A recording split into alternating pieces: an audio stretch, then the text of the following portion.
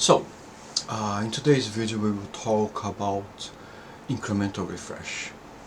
At some point we will all have to deal with it. This is my take on my incremental refresh policy. The environment is a 38 million rows. At first I tried just using full refresh, but after 5 hours PowerBI.com just times out due to the amount of rows. Anyway, so but the problem is with the current 38 million rows, the first refresh would fail as well. That's why first I uploaded 60% of the data, ran the full refresh, uploaded another year, ran the incremental refresh, and so on and so forth until everything was 33 million rows. Oh, but this is, I guess, yes, 30 some 30. The idea was to ingest 60% of the data and incrementally add and refresh. So that's how I was able to create this ETL. It runs twice a day. The incremental refresh also runs twice a day. Yes, let's get on to it. This is the table, incremental refresh.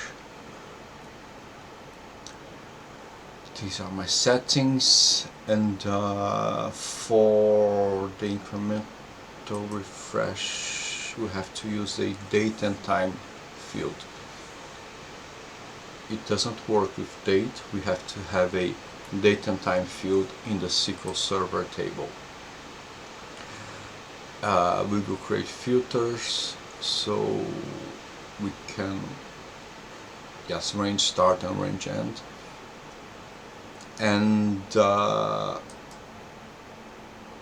this at some point we have to be able to see the view native query by right clicking on the steps of the filtered rows. Usually if we don't see this, well, in my case, when I was using only date and the incremental refresh wasn't working at all, this was also blanked out. Yes, something like that. This was not enabled.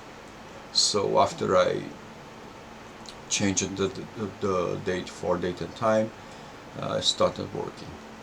I will not refresh this because it will take quite a lot of time. So here, after we publish and run the incremental refresh, we can see how can we check if it is incrementally refreshing. You go to server settings of your dataset, copy not everything, just Power BI until let me check here. Anyway, you check the address here and then connect via SSMS in analysis services. My credentials are, I hope, yes.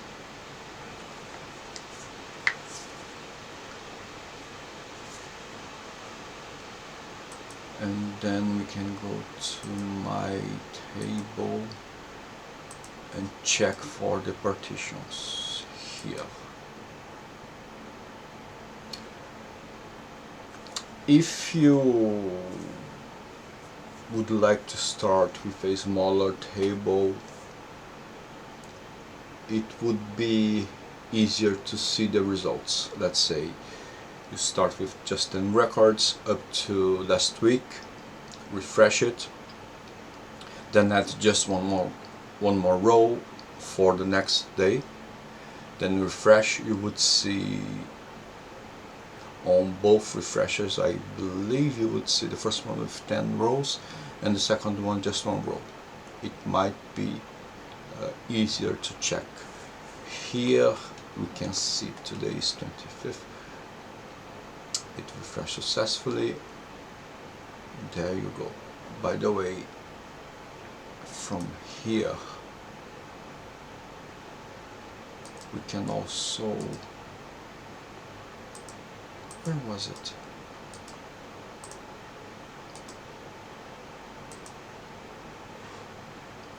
Process stick. Here we can also refresh just one table for your entire data set.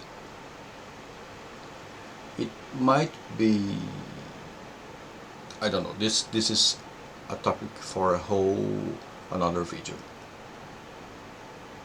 It's just interesting to see that it is available. So we will already checked the partition, refresh successfully.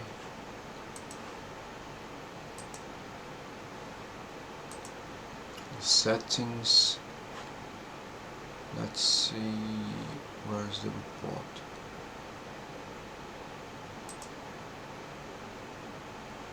I believe this is the one. Ah yes, this is the one. 35, it's 35 million. Okay. Last row is for 25th of July. Yes, perfect.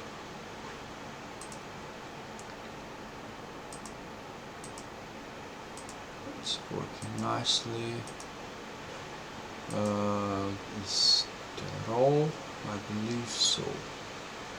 Well then, I hope it helps.